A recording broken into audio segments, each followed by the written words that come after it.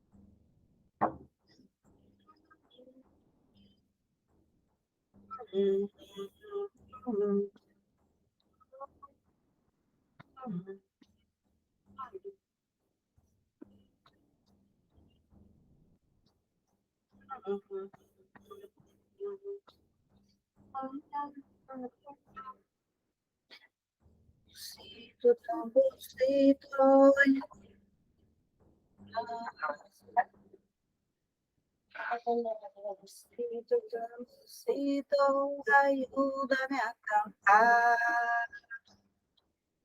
para que sane el amor, para que sane el amor, para que sane el amor, é que legues a quem tenha que legar. A coração de tu hermana, al corazón de tu hermana, al corazón de tu casa, corazón, corazón.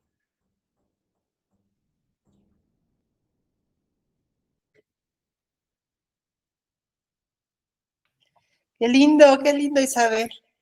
Oh, gracias. ¿Tienes presentación? ¿Tienes presentación? Sí, sí. Presentación, si quieres la probamos para sí, ver okay. cómo va. Si quieres te ayudo, te apoyo. Y ya, yo creo que ya empezamos en un minuto. Se está grabando.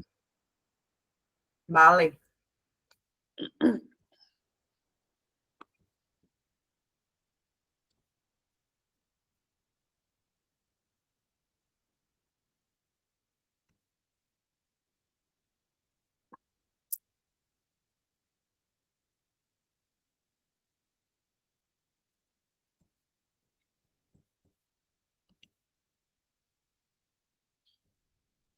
¿Consegues ver?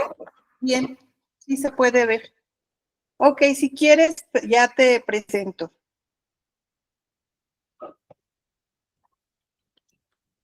Por mim, tá tudo ok.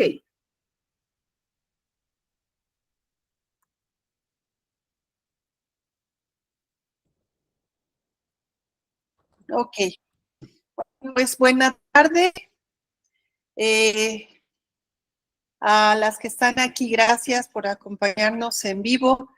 Y a quienes nos van a ver en diferido, pues también les agradecemos su presencia. En esta ocasión en que no podemos quedarnos atrás, en marzo también tenemos una invitada muy especial y sobre todo con un tema que nos habla de la mujer. El tema en la parte externa, pero que va muy relacionada con la parte interna de una mujer, su vestimenta, su vestido, que es tanto de afuera como de adentro. Entonces, pues tenemos a una invitada muy especial, como dije, la maestra Isabel Sousa Barros, y voy a permitir leer un poco de su currículum para que la conozcan un poco quienes no la han conocido. Ella es máster en gestión del desarrollo local sostenible por la Universidad de Pernambuco. Licenciada en Diseño de Moda, la Universidad Federal de Ceará. Es especialista en enseñanza de Historia del Arte por la Universidad Federal Rural de Pernambuco. Es máster MBA en Marketing de la Universidad de Pernambuco. Desde 2007 es profesora asistente en la Universidad de Pernambuco del curso de Administración de la Facultad de Administración y Derecho de Pernambuco. En el área de marketing, tiene amplia experiencia en gestión universitaria, destacando la dimensión de extensión universitaria. Desde 2010 coordina el programa de extensión Modateca, integrado por los proyectos Modateca Social y Modateca Ambiental. Es miembro del grupo de investigación Estudios en Infraestructura Productiva y Logística para el Desarrollo Local Sostenible. Y también coordina la investigación Modateca Social, analizando la práctica Lato Sensu de la Facultad de Pernambuco. Es miembro de la Comisión de Moda del Colegio de Abogados de Brasil, región de Pernambuco, y también miembro de la región Rilco, Brasil. Trabaja en las áreas de marketing, sostenibilidad, diseño y emprendimiento social.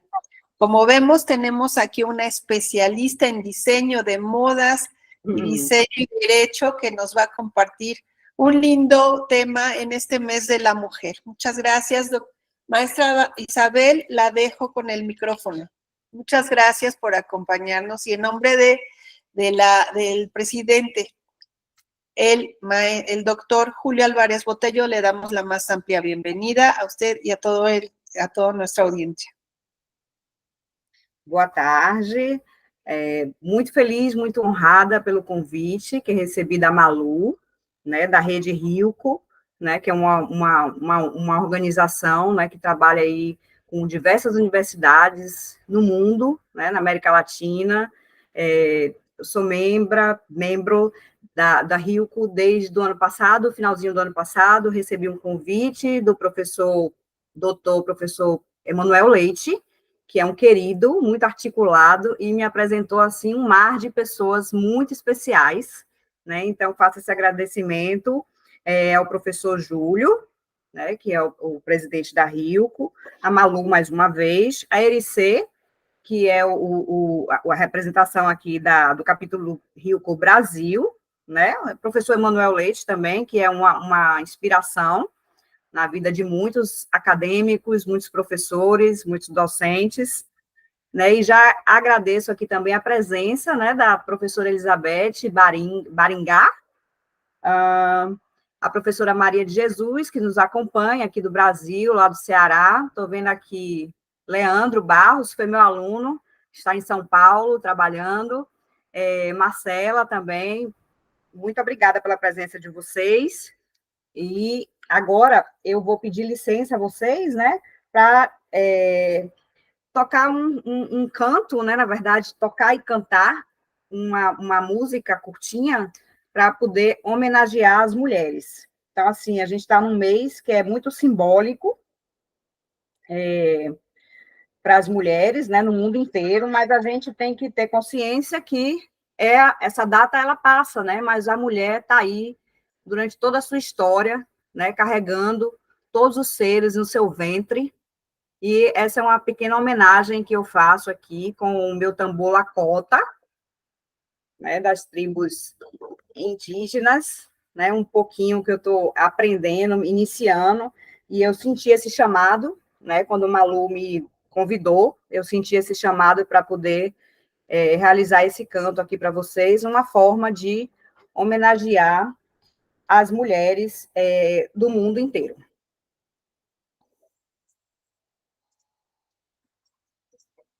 Meu Deus. Tá, falha técnica. Espera, ainda que a baqueta sumiu, achei. Vamos lá.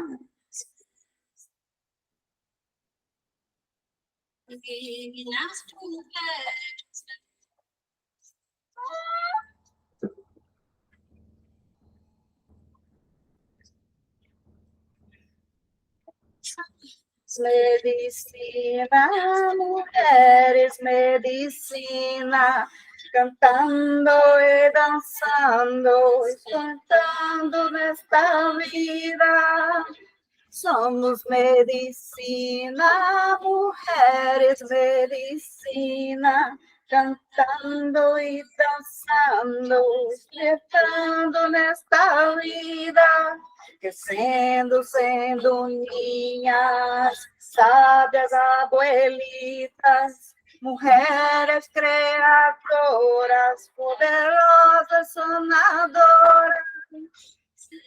Siendo niñas, sabias abuelitas, mujeres creadoras, poderosas sonadoras. De nuestra sangre, la madre, nutriendo las raíces, floreciendo en nuestra arte. Coge nuestra sangre, entrando en la madre, nutriendo las raíces, floreciendo en nuestra arte. Bendito ustedes, portales de la vida, sanen la historia ya vivida, benditos luteros totales de la vida, sanen el linaje de la historia ya vivida, declaradora, abre corazón, cena el servicio de amor y compasión. Divina Madre Creadora de corazón, escena el servicio de amor y compasión. Que sagrado femenino, llenas tu camino, confianza y entrega ese camino. Que sagrado femenino, llenas tu camino, con confianza e entregas en nuestro destino, siendo mis hermanas, compartiendo la misión, elevando nuestras fuerzas y honrando quien soy, reconociendo a mis hermanas, compartiendo la misión, elevando nuestras fuerzas y honrando quien soy. Somos medicinas, sagradas medicinas, cantando y danzando, dando esta vida.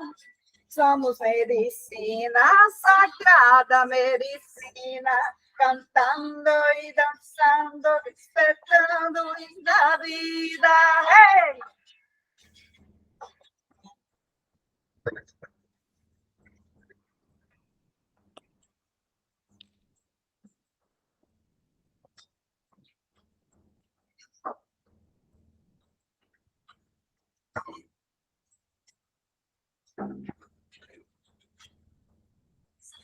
Medicina, mujeres, medicina, cantando y danzando, despertando esta vida.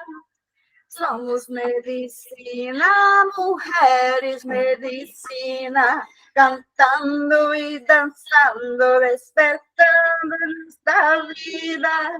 Creciendo, siendo niñas, sabias abuelitas, mujeres creadoras, poderosas sanadoras. Creciendo, siendo niñas, sabias abuelitas, mujeres creadoras, poderosas sanadoras.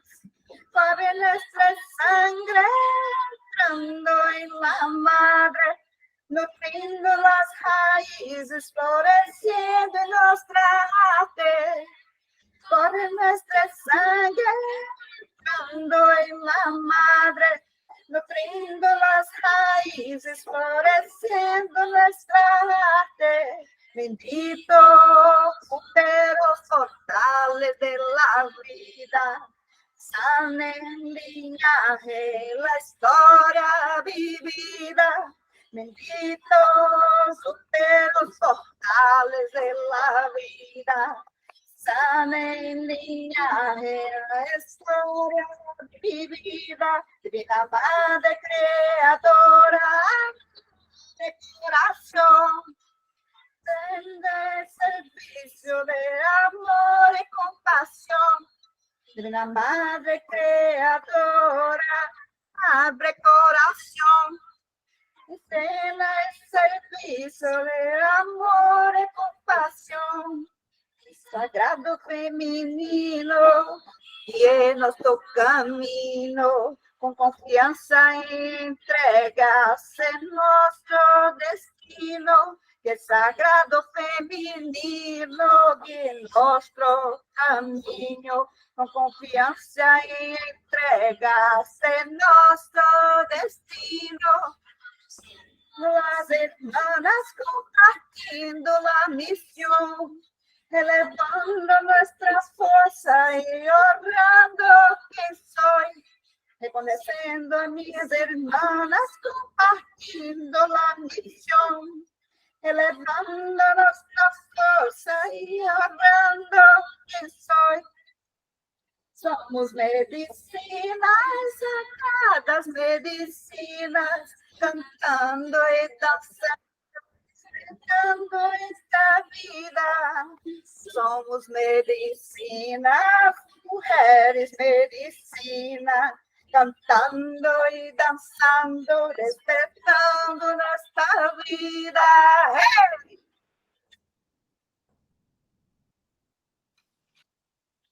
Qué bello, qué bonito. Muy buena introducción. La letra que, aunque está en portugués, es una letra muy bonita. Muchas gracias por este regalo, Isabel. Gratidão. Eu fico feliz de poder fazer essa partilha dessa letra, né, na língua de vocês, mas que tem um significado maravilhoso, né, fazendo a honraria a todas as mulheres, né, que é responsável pela vida de todos nós aqui. Não é isso? Elizabeth, queria falar alguma coisa? Levantou a mão? No, disculpa, quería aplaudir y lo que me salió fue la manito, pero ya rectifiqué. Tá, esse é o tambor lacota que eu toquei aqui para vocês, é um instrumento indígena de poder, de cura, né, de ancestralidade, e que a gente toca com muito respeito, né, vibrando sempre na cura, na intenção do amor, né, então achei que tinha tudo a ver aqui com esse nosso momento em que a gente vai falar da história das mulheres, né, do vestimento, de toda a simbologia que essa vestimenta, essa roupa carrega ao longo da história. Então, se vocês me permitem, eu vou colocar aqui a apresentação. De acordo.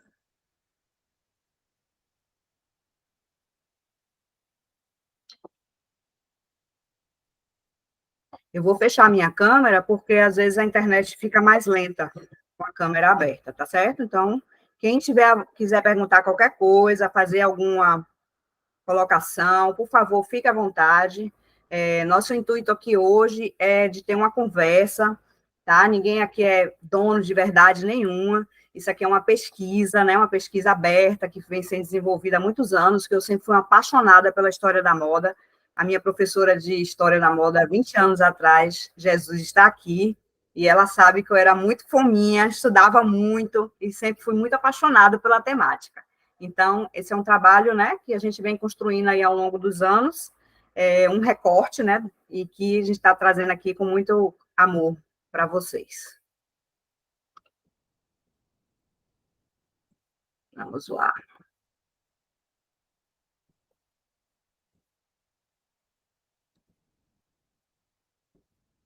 Estão conseguindo ver? Sí se ve, sí. Sim, né? Ok. Bom, aqui a Malu já fez aí muito bem a minha apresentação, né? Eu só destaco que desde 2010 eu trabalho com mulheres, empoderando mulheres através de capacitações na área de empreendedorismo, principalmente voltado aí à parte de negócios no ramo da moda, né? Eu estou num curso de administração há 16 anos, dando aula, mas a gente sempre puxa para esse viés da moda, dos negócios da moda, que é responsável, né, por um grande movimento econômico no mundo inteiro, e no Brasil, né, principalmente em Pernambuco, a gente tem um polo têxtil enorme, né, que emprega muitas pessoas, e muitas dessas pessoas são mulheres. Então, a gente vem desenvolvendo aí esse trabalho de empoderamento das mulheres através do programa de extensão Modateca, a qual eu coordeno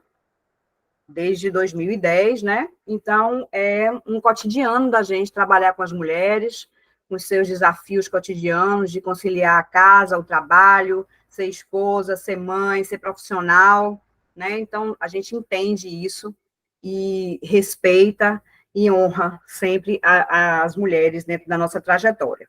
Só contextualizando aí um pouquinho o porquê, né, da escolha dessa temática, e também, né, estamos aí em março, né, para a gente poder entender um pouquinho, né, como é que se deu aí a construção dessa história da moda ao longo dos tempos, né, a gente vai fazer um recorte bem histórico mesmo, né, eu chamo de um passeio pela moda, né, porque a gente vai desde os tempos antigos, chegando nos dias de hoje, não dá para a gente se aprofundar muito em todas as partes, porque a história é muito longa, né, tem muitos detalhes, mas a gente vai pescando e trazendo as informações, as curiosidades, né, refletindo sobre algumas questões que são importantes para esse trabalho que a gente está apresentando aqui hoje. Né? Então, a gente organizou aqui a palestra, né, com o título de O Vestir Feminino e a sua representatividade, né, um passeio pela história. E aí a gente começa aqui, né, para a gente poder esquentar os nossos neurônios, né, falando sobre duas palavras que vão aparecer muito hoje aqui, que é indumentária e moda. Né? Existe uma diferença do que é a indumentária de um povo e do que é a moda, como a gente conhece enquanto sistema, que a gente conhece hoje em dia. Mas a moda, né, para a maioria dos autores, né, não existiu sempre. Né? Até um certo dado momento histórico, o que existia foi a indumentária, né, que são os modos de vestir que vão caracterizar os lugares, as sociedades e os povos. Então, quando a gente tem um período de transição muito longo, né, de passagem de geração para que aquela roupa mude, a gente não pode considerar aquilo como moda, apesar que tem alguns autores que falam que a questão só da pessoa se enfeitar, se vestir, que aquilo ali, independente de qual local e qual tempo que ela está fazendo, aquilo ali é moda, né? Mas aí a gente vai compartilhar de um pensamento de outros autores, né? Como Simmel, Lipovetsky e outros, que vão dizer que existe sim uma distinção de moda para indumentária, né? E o que vai separar é justamente isso, né? A indumentária vai caracterizar o vestir, né, de certas sociedades, certos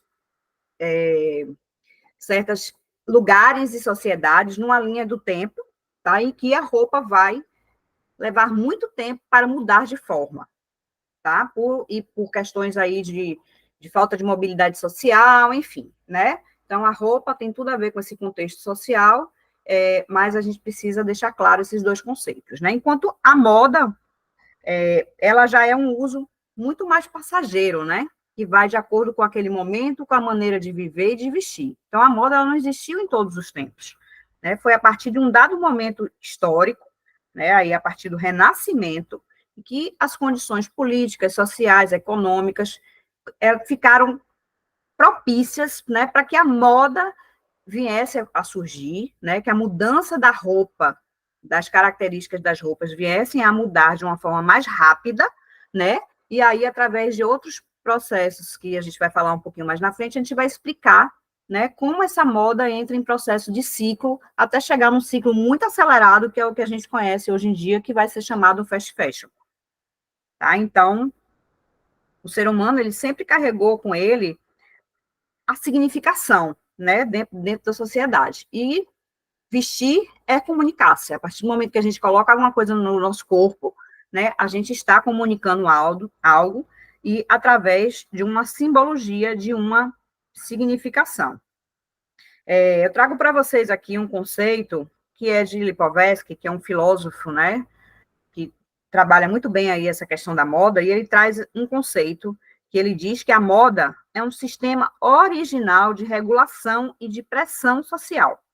Suas mudanças apresentam um caráter constrangedor, são acompanhadas do dever de adoção e de assimilação, impondo-se, mais ou menos obrigatoriamente, a um meio social determinado. Né? Então, o Lipovetsky já traz essa visão de que a moda coloca uma pressão nas pessoas que elas tenham que acabar se vestindo dentro de uma mesma perspectiva de estética, né? De alguns padrões que são desenvolvidos naquela sociedade.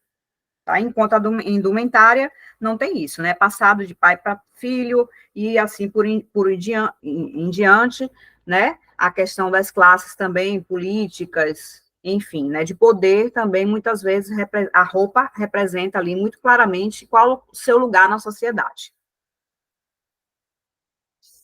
Então, a história do vestuário, ela é muito interessante, né? Porque ela consegue dar para a gente um retrato.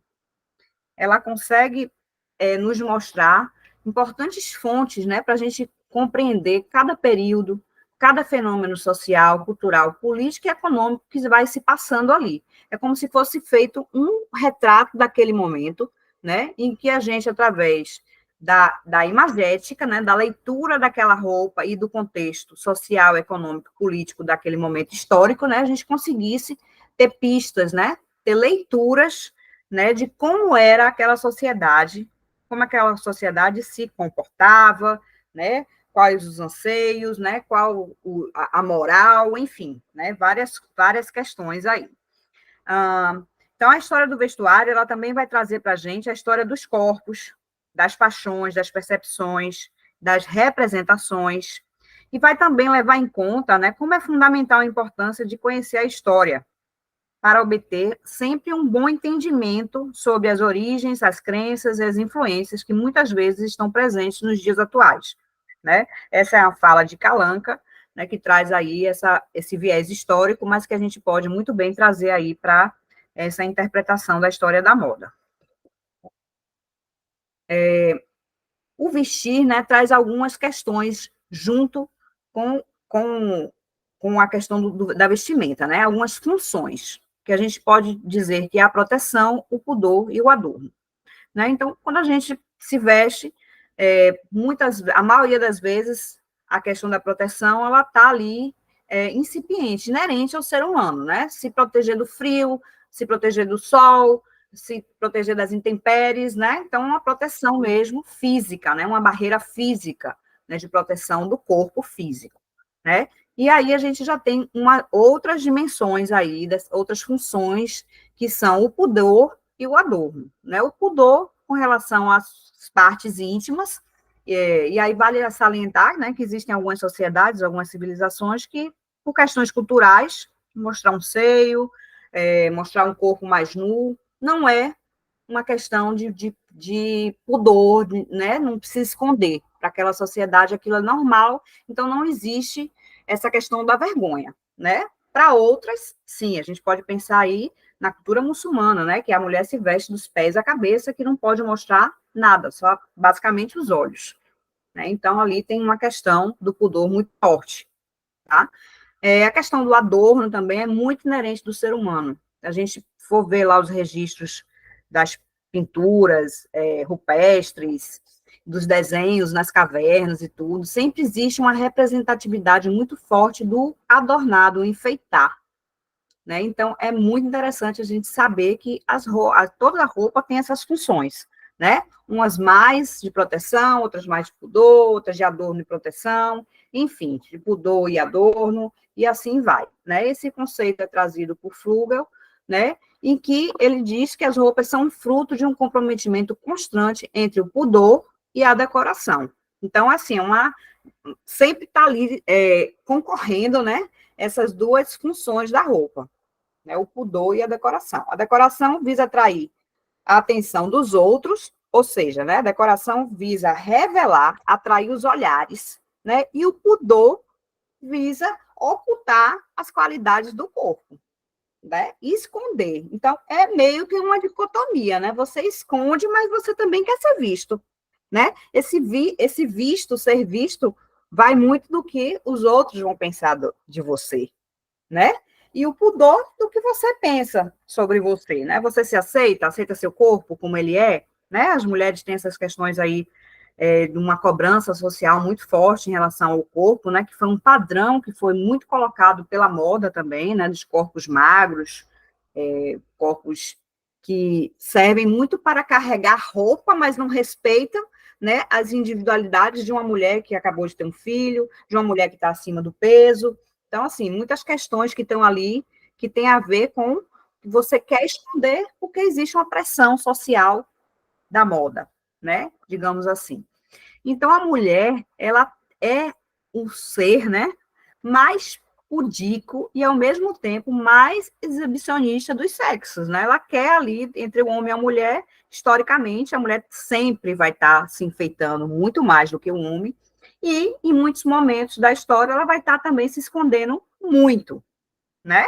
A gente não vai pensar numa mulher na praia de Copacabana hoje em dia, né? Mas quando a gente pensa aí nessa rainha renascentista que está aí coberta praticamente do pescoço para baixo, que a gente não vê nada, né? É justamente essa questão dela se escondendo, mas ela está extremamente ornada, né? Extremamente bonita, extremamente chique, né? E a gente vê ali a, a criada, né? Ela colocando outro símbolo de poder, né, nessa imagem, né? Colocando a mão na cabeça, né? Como se fosse um objeto, né? Então, essa criada dela tá ali submissa, né, a ela, e toda essa indumentária, essa roupa, né, que ela tá vestindo, esse vestido lindo, cheio de bordados, brocados, enfim, né, vai trazer para ela este poder, né, que ela carrega, esse poder social que ela carrega na situação de rainha e de nobre, né. Dando aí um mergulho mais para trás, aí, historicamente falando, né, a gente traz aqui um pouquinho das joias que foram descobertas, né, na antiga Mesopotâmia, né, um povo chamado Sumérios, né, eles são aí considerados como uma civilização que é o berço da antiga arte de ourives, né, então, assim, eles faziam verdadeiras obras de arte, muito rebuscado, com muito detalhe, né, com muitas pedras, um trabalho sofisticadíssimo para a época, a gente está falando de 2.500 anos antes de Cristo, né? E já se existia nesse povo uma preocupação com o adorno, né? Com o enfeite, com a simbologia, né? Com as pedras, com a riqueza, né? Talvez em rituais religiosos, talvez não para toda a população, né? Provavelmente aí para os que comandavam, né? Que tinham acesso aí a essas riquezas, essas trocas, né? Mas a gente já percebe aí nessa leitura aí dessas peças, né? O quão rebuscado a humanidade, né, vai se enfeitando e é capaz também de fazer, né, artefatos, objetos, né, acessórios, joias, né, com tamanha lindeza. Dando um mergulhozinho lá na civilização egípcia, né, contemporânea aí aos sumérios, né, os egípcios eles tiveram uma contribuição muito grande, né, para o mundo inteiro, trouxeram aí uma série de conhecimentos para nossa sociedade, há muitos anos, então eles são muito importantes, né? A gente não podia estar aqui falando sobre história da indumentária, da roupa, da moda, sem falar dos egípcios, né? Então, assim, as mulheres usavam esse traje bem típico aí, que era como se fosse um vestido comprido, até o tornozelo, bem justinho no corpo, né, bem aderente, e sustentado por 2 tiras sobre o busto. Às vezes esse busto era nu, tá? Outras vezes eram coberto com alguns panos drapeados, né? Dependia muito daquela situação, daquele momento, né? Que aquela mulher estava participando, né? A roupa, o enfeite, o cabelo, a maquiagem também ia mudando de acordo com as ocasiões.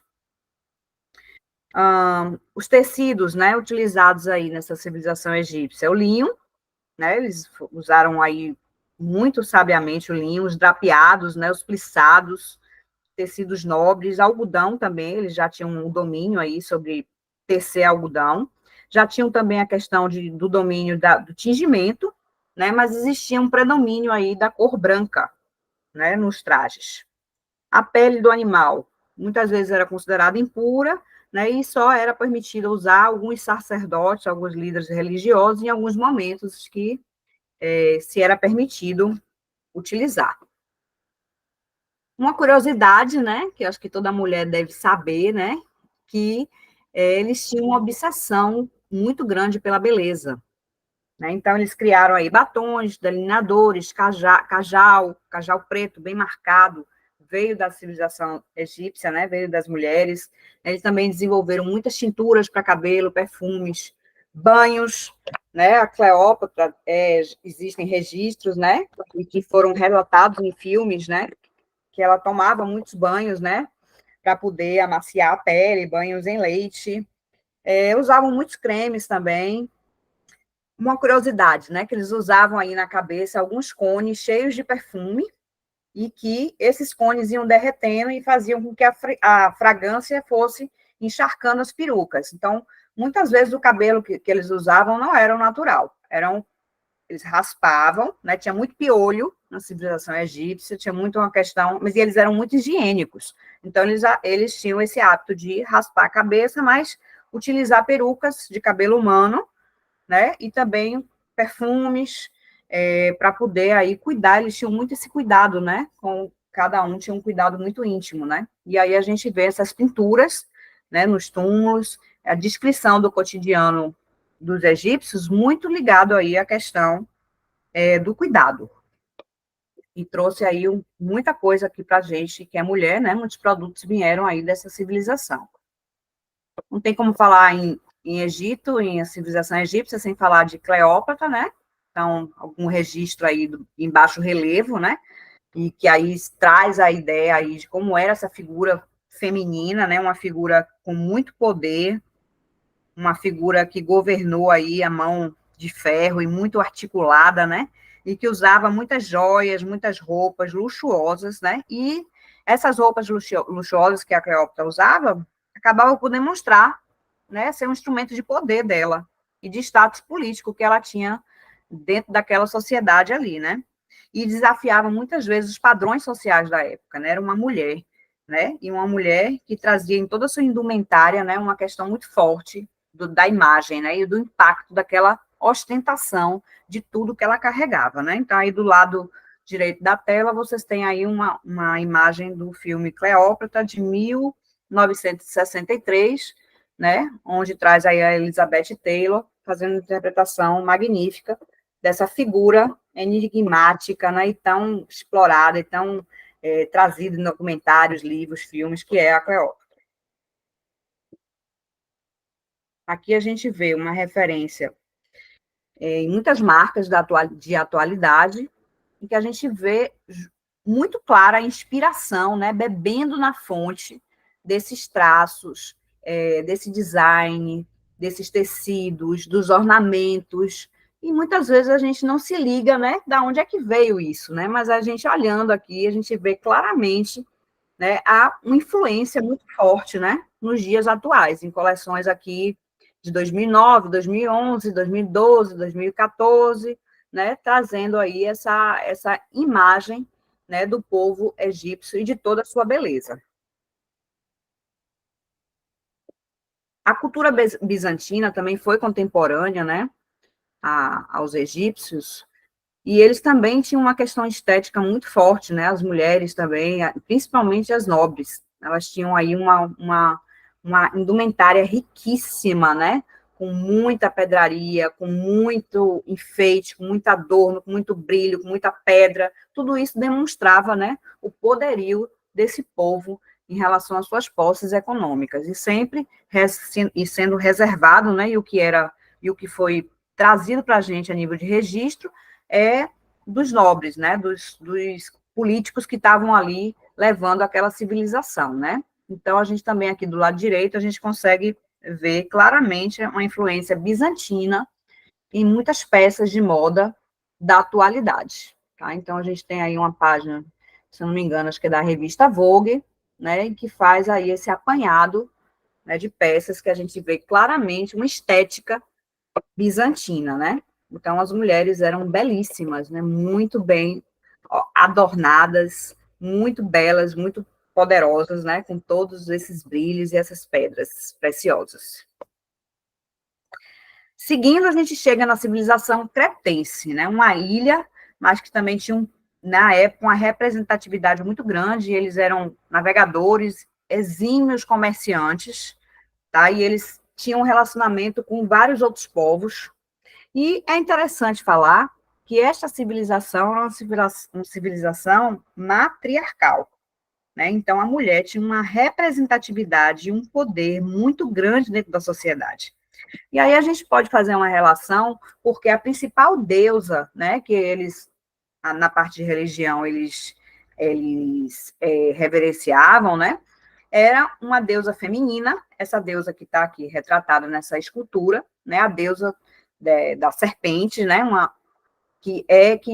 foi achado, né, nos registros arqueológicos, né, nas escavações, e também muitas pinturas, muitos afrescos que traziam essa simbologia aí dessa deusa, né? Então, eles tinham uma relação muito forte religiosa, né? E também a sociedade, né, era comandada por mulheres. Então, eles tinham uma relação de muito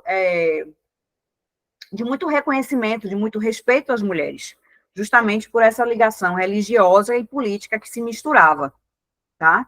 Então, por muito tempo, essa sociedade também influenciou aí outras vizinhos, né, a Grécia, Roma, enfim, né, mas eles tinham um gosto muito refinado, eles tinham experiência de técnica que já se tratava com trajes costurados e modelados ao corpo, né, então aí é o primeiro indício na história, né, de uma roupa que foi modelada diretamente no corpo, né, já trazia essas camadas da saia, os seios, a mostra também não era nenhum problema não tinha um pudor ali de querer cobrir, porque isso para a sociedade era uma coisa normal, né?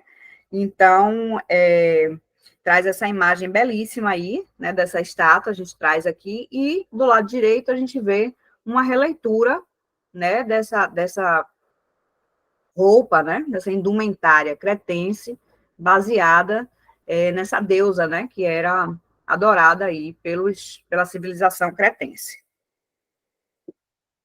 Indo adiante aqui um pouquinho, a gente vem falar aqui de Grécia e Roma, e aí a gente já vê uma mudança bem significativa e que vai, com certeza, influenciar aí a forma como a mulher é vista nessa sociedade, né? O principal deus era Zeus, né? Um homem, e que vai trazer uma relação de superioridade masculina sobre as mulheres. Então, a gente já vê uma questão bem diferente lá de Creta, né? Então, as mulheres já tinham um papel aí diferenciado, já não eram tão valorizadas, né? O traje, tanto do homem quanto da mulher, consistia de um quíton, ou uma toga, que basicamente um pano jogado sobre os ombros, né? Com um buraco para passar a cabeça, e esse traje era amarrado nos ombros, né, com fíbulas, alfinetes, eles não tinham ainda o domínio da costura, né, pelo menos no início aí da história da Grécia, depois que foi se desenvolvendo, a partir aí da tecelagem, outras coisas, foi se aprimorando os trajes. Mas não existia quase variação nenhuma da roupa do homem para a roupa da mulher, né, basicamente a mesma roupa.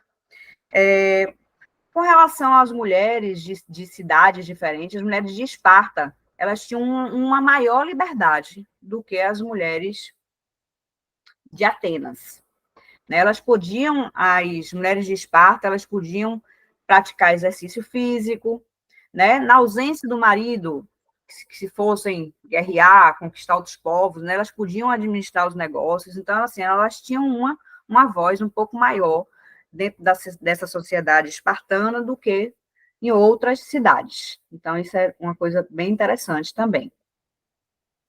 A cor, né? A gente já tem o uso aí de algumas cores, mas também a cor dando uma simbologia de classe, tá? Então, a cor púrpura, por exemplo, era uma cor altamente reservada às altas classes, então você nunca iria ver uma pessoa que pertencia ao povo utilizando uma cor púrpura, né? Essa pessoa poderia ser até morta, né? Poderia até ser presa, porque aquilo ali era impensável, né? Então, as cores também ia dando essa leitura, né, de quem era você naquela sociedade greco-romana, tá? A gente vê aqui do lado direito que seria um primórdio, né? Uma primeira versão do sutiã feminino, chamado estrófio. Então, essa parte aí, esse traje íntimo da mulher que elas usavam para poder fazer a prática esportiva, né? Então, com a evolução, virou aí o sutiã. Então, nessa sociedade greco-romana, a gente já tem aí esses trajes, né, feitos também para desenvolver determinados tipos de atividade. Chanel, a marca Chanel, em 2017, na primavera-verão 2018, né, trouxe uma leitura muito forte, né, mergulhou realmente nessa história, né, simbólica greco-romano, né? Então a gente percebe aí os plissados, a cor dourado, a cartela de cor bege, o branco, muito utilizado, os tecidos drapeados, jogados em cima do corpo, né? Então a gente vê muito forte, inclusive aí na passarela, né? A gente vê aí as colunas, que são a simbologia aí da arquitetura também desse povo, né? Então, também muito comum a gente ver na moda, né, atual essa inspiração vindo do povo greco-romano. Evoluindo aí um pouquinho na história, né, no período medieval, aí, já com a derrocada aí da sociedade greco-romana, a gente entra aí na Idade Média, né? Muitas vezes as pessoas falam, é a Idade das Trevas, né? Tem meio que esse mito, né? Mas não é assim. Realmente houve uma mudança, né? A nível de cidade, né? Então, se tinha uns feudos, né? As pessoas estavam mais afastadas, mudou toda a dinâmica social e econômica, né? Mas não foi aquela Idade das Trevas, como muitas vezes é pintada, né? Porque existiu toda uma cultura, todo um conhecimento, uma filosofia que foi desenvolvido pelos povos anteriores, principalmente os gregos e os romanos, e que isso foi guardado, né? Então, com as invasões bárbaras e tudo, então tudo isso foi, principalmente a igreja tomou aquilo ali, né? Para si, resguardou realmente, e aí tem essa ideia de que foi o período das trevas, né? Principalmente a Baixa Idade Média. Na Alta Idade Média, a gente já vai, no fim da Alta Idade Média, já vai rumando aí ao Renascimento, então já tem uma outra conotação. Mas, com relação à conjuntura socioeconômica, né, a gente pode pensar aí que, nesse momento, já se tem, no final da Idade Média, já se tem as condições para o surgimento da burguesia, né? Os trajes eram basicamente panos também jogados sobre o corpos, não tinha muito refinamento de modelagem, né? Era uma coisa assim meio que jogada, né? Agora já utilizavam muitos tecidos vindos do Oriente, muitas cores interessantes, brocados, veludos, né? Já existia essa conexão com povos de outros lugares, né? E que já tinham um domínio milenar, né? Na fabricação de tecidos muito ricos, muito belos. Né? Então, as roupas também nessa época foram muito influenciadas pela igreja. Tá? Então, a igreja influenciava em todos os momentos aí das pessoas que estavam ali habitando naquela parte ali da Europa, né? Ainda sobre a Idade Média, a gente tem aqui de 500 a 1300, né? Século XIV.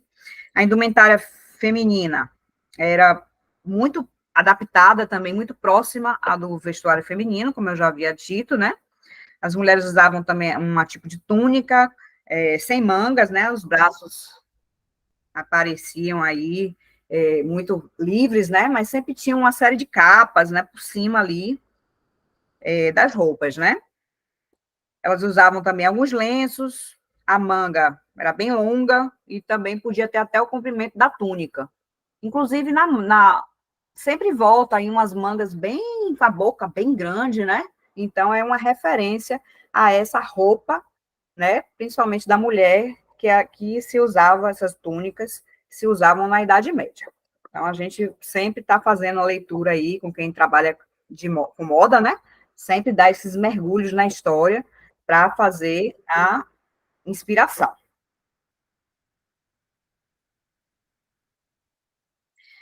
Mas aí eu faço aqui uma paradinha, né, para a gente se perguntar, né, em que época surge a moda, né? Até agora a gente não viu uma transição muito grande aí dos trajes. Às vezes passavam 100 anos para mudar um pouquinho a forma de vestir das pessoas em alguma sociedade. Então, não tinha uma condição ali social, econômica, uma conjuntura para aquilo ali ter uma mudança de roupa muito rápida, né, e virar uma moda, como uma moda inicial, né? Não como a gente conhece hoje em dia. Então, não existia esse contexto, tá? Então, foi só no final da Idade Média, com um renascimento cultural e comercial, né, que essa condição, né, que é propícia para o desenvolvimento do conceito da moda e que é muito importante dentro da história do vestir. Justamente, porque até então, o que a gente viu agora, né, nesses slides anteriores, é muito mais uma indumentária, né, uma leitura de uma roupa que refletia aquela sociedade naquela determinada época, do que uma moda que vai mudando. Né? E aí a gente tem o Simmel, que traz para a gente uma teoria muito interessante que vai embasar a moda de uma forma muito muito esclarecedora, né, principalmente para quem é leigo, para quem não estuda a profundidade a moda, né, que é a questão do elemento da imitação, né? Então, Simmel diz que sempre a moda vai trabalhar dentro de um sistema, de um modo binário, a imitação e a distinção, né? Alguém imita alguém que, por sua vez, quer se distinguir de quem imitou. Então, esse movimento, né, vai gerando uma mudança nas roupas, uma mudança nos acessórios, uma mudança nas cores, uma mudança de modelagem, enfim, porque eu quero estar sempre diferente do outro, né? Então, ele traz essa visão aí, que é muito dialética, né? Um processo dialético que é muito interessante para a gente poder entender essa dinâmica, né, que é incorporada ao funcionamento do fenômeno do sistema da moda, de uma maneira geral. E aí eu pergunto, né, se vestir é um ato político, né, pensando aí em Simone de Beauvoir, né, é um ato político, o que a gente coloca nos corpos da gente, né, quer falar alguma coisa? Sempre quis falar alguma coisa? Né? Acredito que sim, né? Porque se os valores e comportamentos da sociedade não são determinados de forma biológica, mas são construídos socialmente, né? É muito fácil da gente perceber que o que a gente coloca sobre o nosso corpo é uma forma de comunicação, né? Que vai, muitas vezes, gerar ícones, símbolos, né? Que vão dar pistas, né? Desse indivíduo ali naquela dada sociedade. Então, se vestir é sim um ato político, sempre foi, na verdade, né? E as mulheres estão aí bastante escoladas dentro dessa perspectiva da vestimenta como um ato político, né? E de mostrar algo, né? Então, na medida que a sociedade vai se estruturando, né, a partir aí desse renascimento, né, o traje deixa de ser uma necessidade funcional, né, de cobrir o corpo, e passa a exercer uma função de afirmar as posições hierárquicas de poder. Então, quanto mais uma roupa mais pesada, com mais tecido, com mais enfeite, com mais ornamento, com mais pedrarias, mais aquilo ali vai representar que eu sou uma pessoa que tenho muita posse, muito dinheiro e que eu tenho uma alta representatividade naquela sociedade. Então, com o renascimento comercial e cultural, né, alguns fatores vão surgir ali e que são fundamentais para esse fenômeno da mudança da moda acontecer, né? A competição social, o desejo da imitação, o impulso da fantasia, né, de viver a vida, né? O gosto pelo novo. Então, o ser humano, ele sempre traz consigo essa questão do novo, do encantamento do que é novo. Isso é do próprio, é inerente do ser humano, senão a gente não estaria como a gente chegou hoje em dia, a nível de tecnologia, né, de inovações, de processos, que estão sempre se aprimorando, mudando, porque o ser humano, ele é por si só muito curioso, né? Então, esse gosto pelo novo também foi um fator que impulsionou o individualismo também, né, o reconhecimento da pessoa enquanto eu, né, dentro da uma sociedade, e a valorização do presente, né, vamos viver, vamos aproveitar, né, o presente. E aí, dentro desse renascimento cultural, né, que a gente falou que foi muito importante aí para o desenvolvimento da moda, como a gente conhece hoje em dia, a gente vai ter uma economia restabelecida, uma autoridade central ressurgida, né, o que antes estavam nos feudos. A gente vai ter começar a organização dos estados, das cidades, né, novas técnicas agrícolas que foram desenvolvidas, o comércio também reapareceu. Houve um novo modo ligado ao comércio e à vida cultural, né? Então, tudo isso aí, uma ebulição, fervendo tudo ali na Europa, né? Que é o que a gente está se debruçando aqui sobre a história, principalmente aqui do Ocidente, né? Então, isso vai dar uma condição, uma solidificação das monarquias europeias e, principalmente, também um crescimento da igreja, né? Do poder do Papa, né? Então, a gente já vê aí uma conjuntura muito diferente do que vinha se desenhando antes. E aí, qual consequência disso? Né? A roupa começa a mudar de uma forma mais rápida. Né? Esses fatores que a gente viu aí anteriores, eles vão dando essa condição. Né? Então, a gente, olhando aí rapidamente, a gente vê uma diferença muito grande num traje aqui de 1570 para um de 1820. Né? Muda a forma, muda a silhueta, muda aí as cores, enfim, né? Vai tendo essa mudança justamente por esse ciclo que vai ficando mais curto, né? Da questão da roupa sendo substituída. E aí, falando do renascimento cultural, a gente tem aí um período grande, né, de transição da Idade Média aí para a Idade Moderna, um desenvolvimento muito forte da cultura, a grande prosperidade econômica e artística, uma luxúria dos reis e das rainhas, sendo bastante notado aí nos trajes da época, né? E essa moda ela era muito seguida pela nobreza, e a burguesia, por sua vez, queria seguir a nobreza, né? E o povão queria seguir o burguês, quer dizer, todo mundo querendo imitar o outro, e o outro não queria ser imitado por ninguém. Então, vamos mudar a forma que a gente está se vestindo para que ninguém fique igual a mim, eu achar que eu sou todo mundo da mesma laia. Não, cada um tem seu lugar, cada um seu quadrado, né? Então, tinha essa corrida bem vaidosa aí, né? E que fez com que as mulheres cometessem algumas loucuras, né, para poder ficarem cada vez mais ostentando uma indumentária, né, que representasse o poder ali daquela nobreza, daquela corte, daquela realeza. Nesse momento, né, da história, a gente começa a ver a diferenciação das roupas dos homens e das mulheres.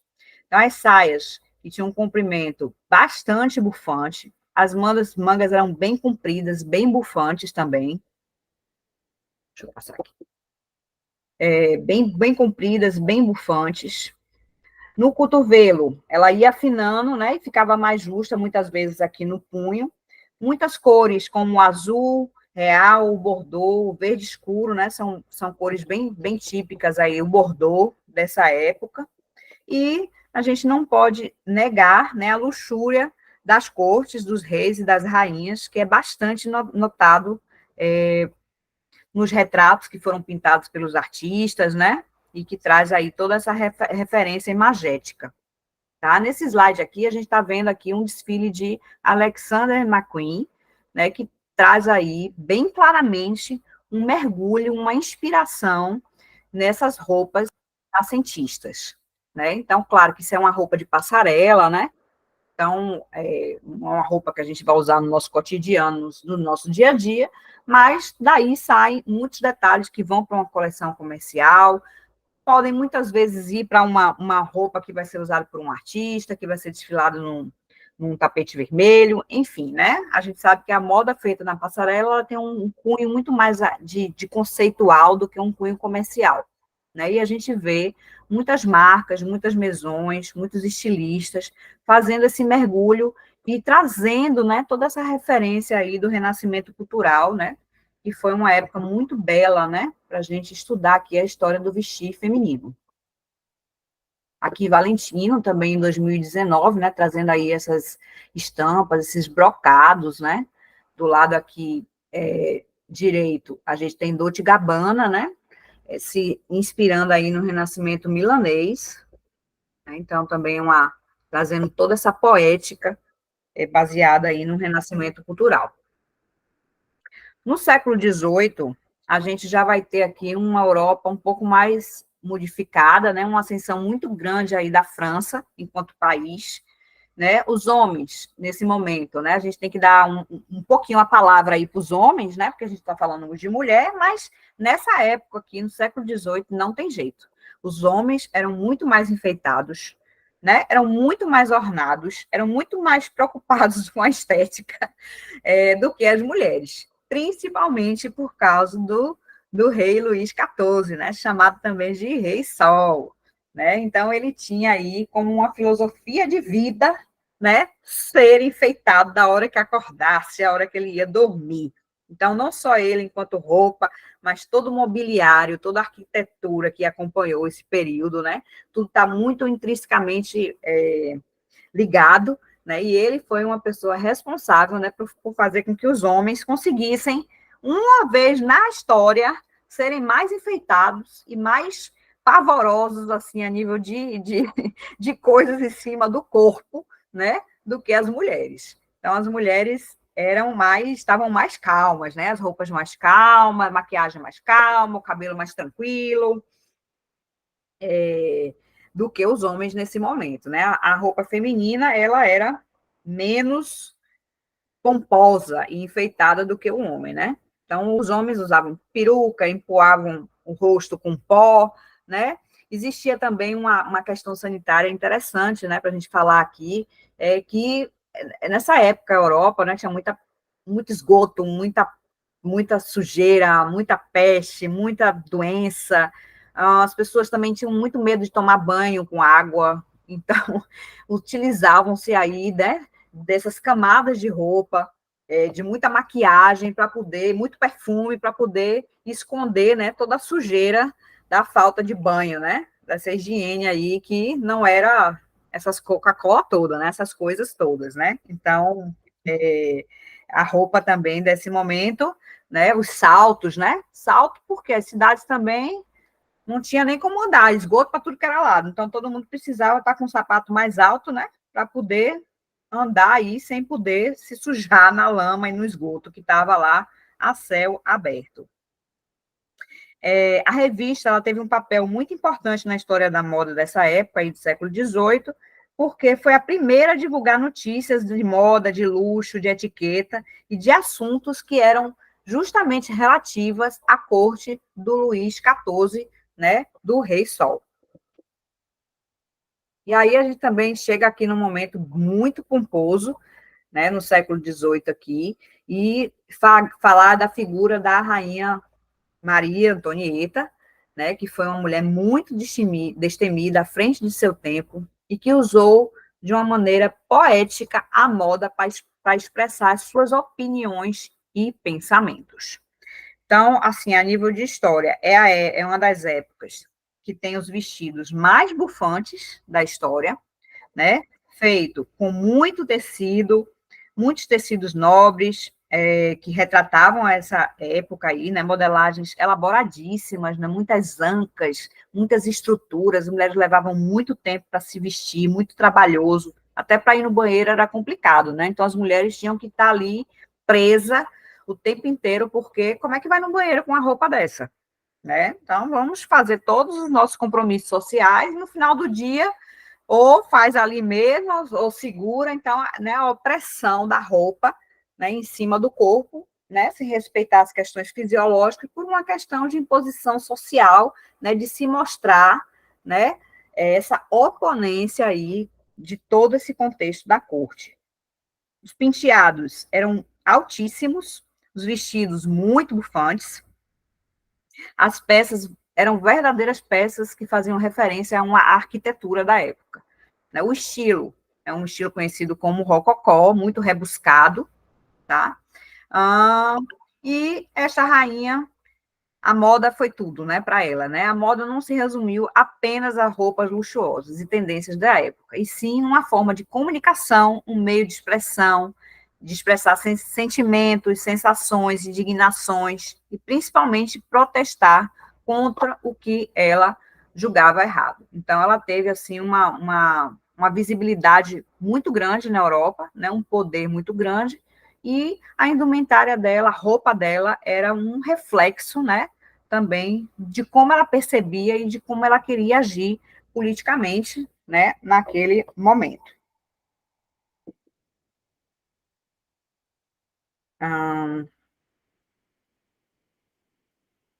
Maria Antonieta, ela entendeu que ser uma rainha significativa, ela precisava interpretar um papel, né? Então, mais do que isso, ela acabou usando, descobrindo que a roupa, né, era um importante veículo, né, para ela poder fazer esse teatro, né, que ela acabava fazendo aí.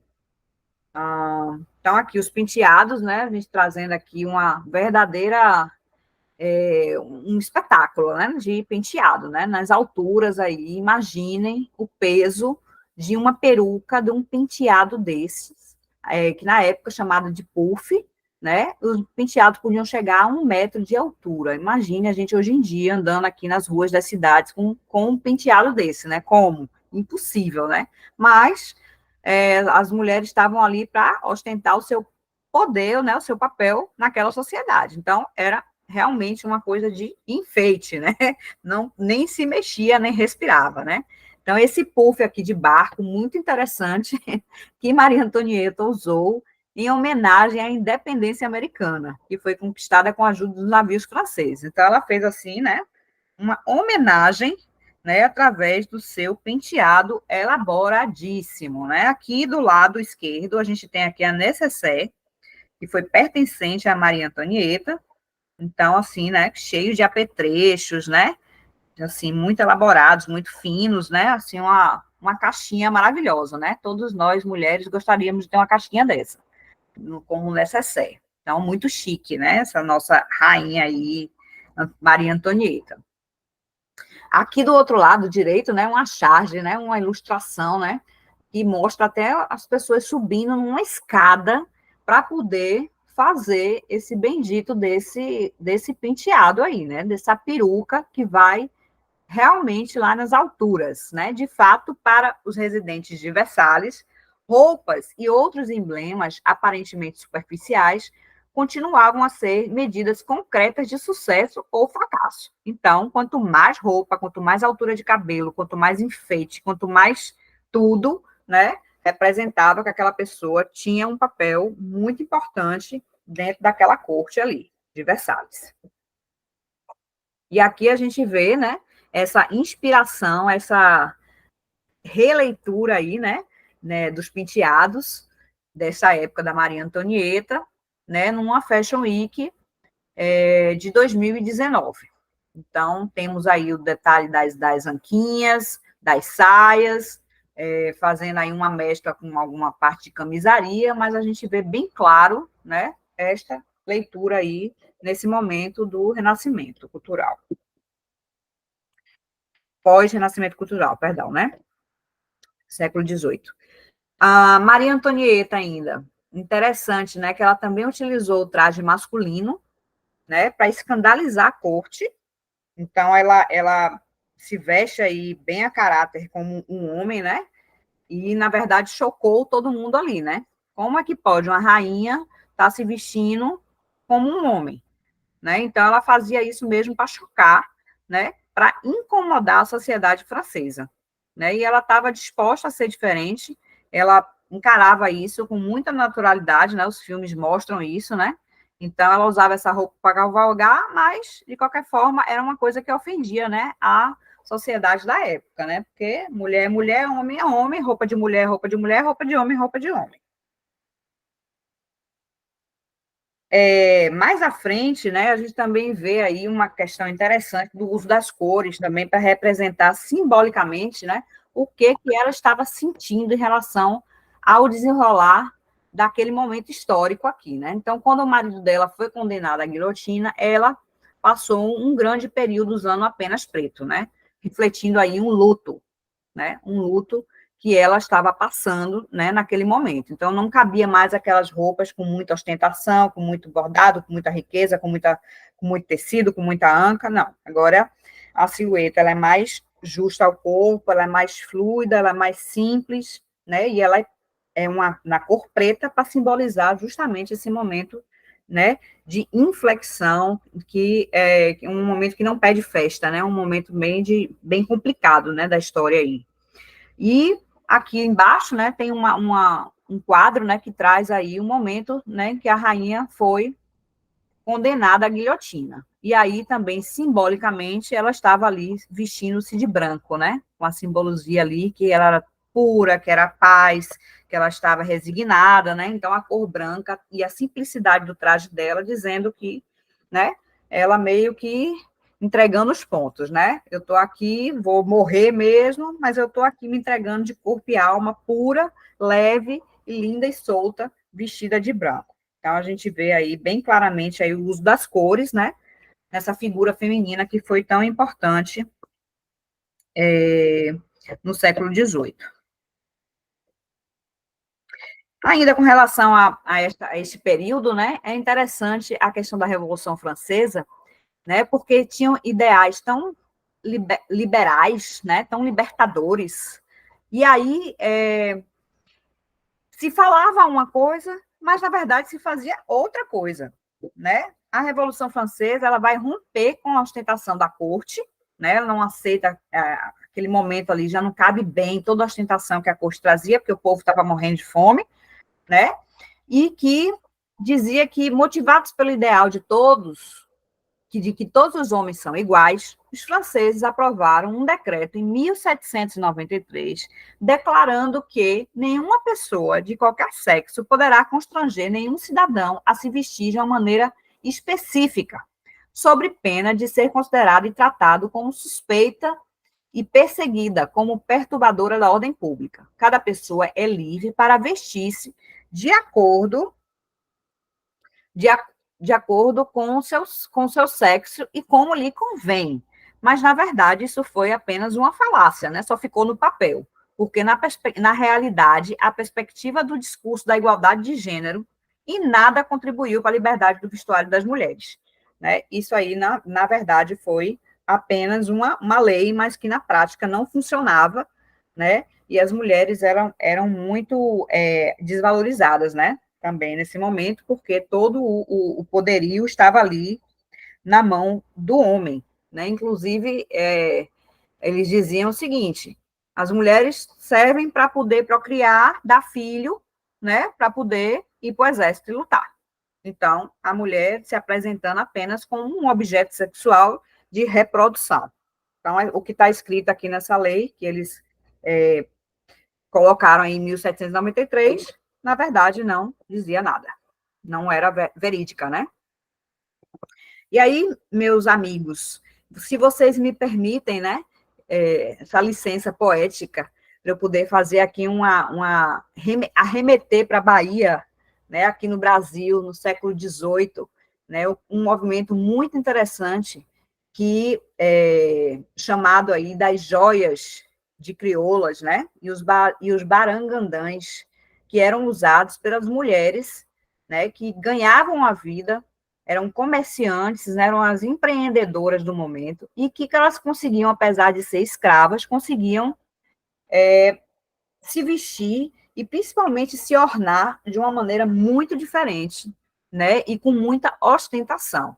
Então, isso aí é o que a gente chama da opulência e do exagero das negras crioulas, né, que na sociedade baiana, né, que era uma sociedade na época escravocrata, e que houve uma ruptura dessas mulheres que conseguiram, através do trabalho delas, né, conquistar um certo destaque na sociedade, né, e construir uma identidade de respeito dentro da sociedade escravocrata baiana do século XVIII.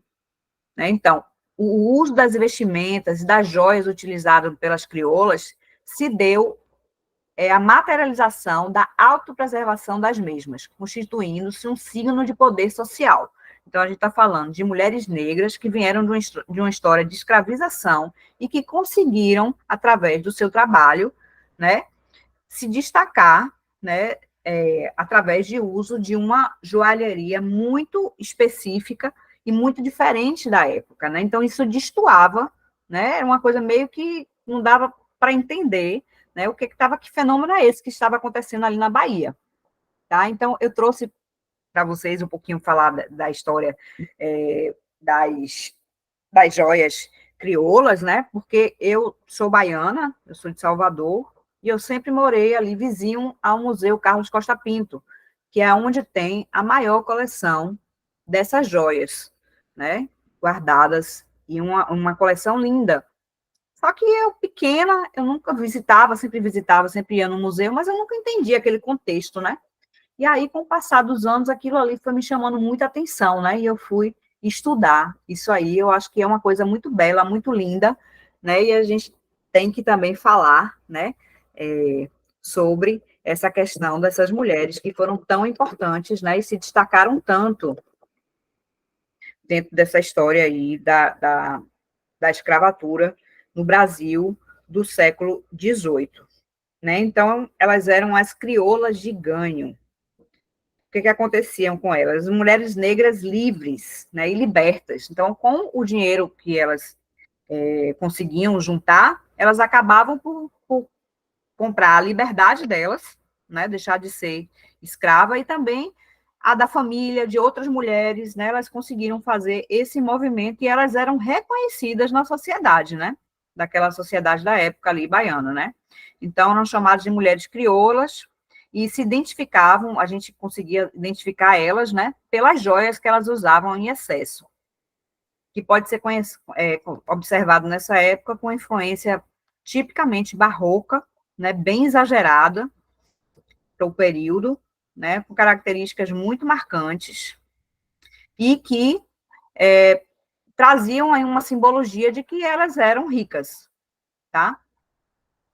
Então, elas acabavam por expressar um privilégio, uma condição social e um destaque na vida civil ou mesmo religiosa aí na Bahia.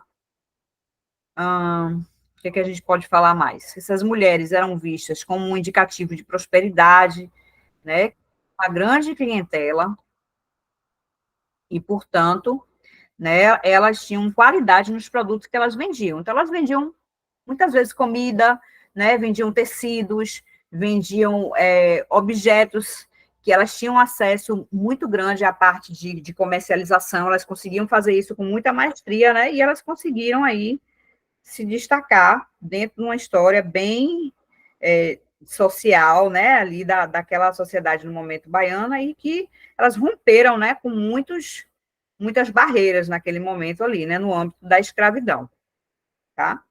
Era comum também os senhores de escravo enfeitarem as suas escravas também com muitas joias. Então, vejam que situação, né? Então, eles colocavam joias nas escravas que cuidavam ali da casa, da família, da mulher, para dizer que, ó, se a minha escrava está também usando joias, é porque eu tenho uma condição econômica muito abastada, né? E, ao mesmo tempo, essas mulheres conseguiram se libertar da escravidão e também carregar essas joias que elas compravam com o dinheiro dela. Então, isso é uma coisa muito interessante da gente observar.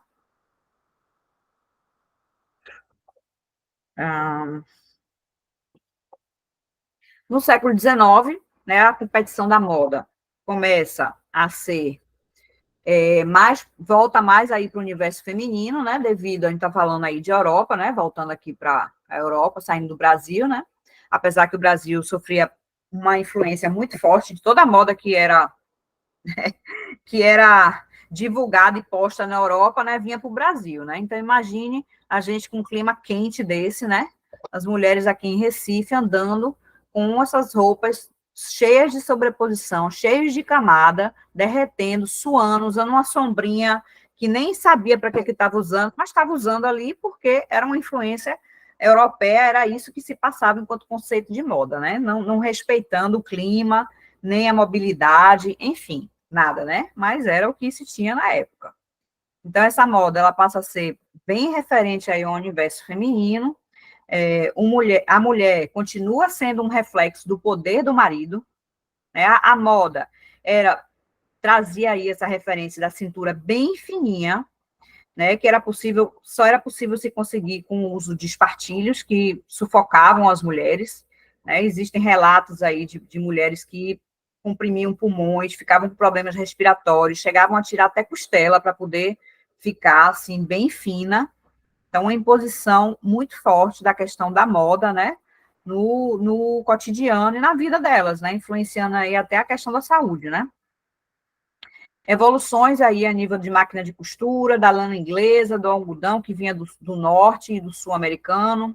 Também destacamos aí a instalação de grandes magazines, o surgimento de estilistas, os primeiros estilistas de roupa feminina. Então, aí, século XIX, a gente já começa a ver uma outra perspectiva que vai desembocar mais na frente lá nas grandes mesões, né? O romantismo era o que ditava essa moda dessa época, tecidos, estampas florais, xadrez, mangas bufantes. As botas entraram na moda, né, com o objetivo de esconder os tornozelos. A moda já começa a virar um privilégio não só de poucos, né, vai se adaptando a um grande público. Né, Paris divide com Londres as matrizes da indústria internacional de moda, e a invenção da máquina de costura e a descoberta da anilha mudaram completamente a elaboração das roupas femininas. A gente tem também aí um outro movimento de que a mulher consegue se reconhecer dentro de um padrão de apreciação do espetáculo do outro, mas ela respeitando o corpo dela também, uma estética mais baseada, voltada lá, fazendo um mergulho na Grécia antiga. Então, a gente já tem umas roupas aí mais próximas ao corpo, né, um tecido mais fluido, já fazendo essa referência, os penteados também, né? Então, Lipovetsky traz para a gente aí essa visão de que a moda tem uma ligação com o prazer de ser visto, né, de exibir-se ao olhar do outro. Então, ao mesmo tempo que ela está se gostando, ela está se sentindo bem, mas ela também, essa mulher dessa época, é muito importante o olhar do outro, o julgamento do outro, né, e o que ela sente em relação a isso.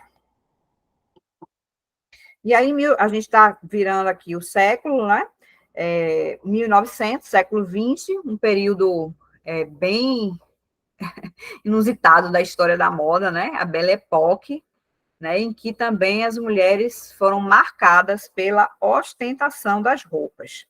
Muitos excessos, uma onda oriental muito forte, com cores fortíssimas, drapeados suaves, saias afuniladas, muitos botões, muitos brocados, né, uma roupa bem imponente, bem pesada, bem difícil de se movimentar, né? As mulheres eram submetidas a isso aí. É uma roupa que marcou muito a época, muito característica da gente bater o olho e ver que é uma roupa típica da Belle Époque. Também foi uma época marcada pela valorização das mulheres maduras, com os bustos bem volumosos, cinturas controladas pelos corpetes, né? Mais uma vez aí os corpetes gritando e as mulheres sofrendo, né? Num padrão que vinha muitas vezes aí da França, né? Que era considerado o lugar chique, né? Da moda. E que vai muitas vezes também trazer à tona aí e a revelação de roupas íntimas, né? Que antes estava por dentro, começa a aparecer também um pouquinho dentro desses trajes femininos. A gente tem influência aí da arte nouveau, né, nas linhas sinuosas das roupas.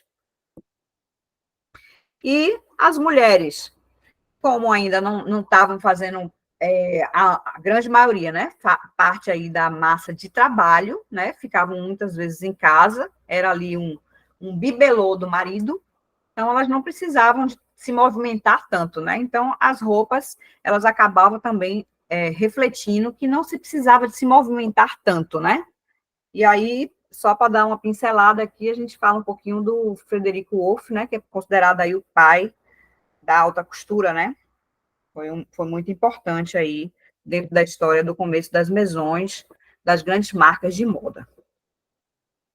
A gente também observa aqui nesse momento da história algumas transgressões no vestuário feminino, e aí a gente fala desse movimento sufragista, né, que era um movimento inicial aí do que a gente conhece como feminismo hoje, né, que estava lutando pelo direito das mulheres de votarem, né, então a roupa, né, também foi um instrumento aí, né, de comunicação e de fala deste momento aí de indignação, né, em que as mulheres estavam ali sufocadas, desconfortáveis, com a roupa que limitava muito elas, então as mulheres já não estavam mais querendo isso para a vida delas.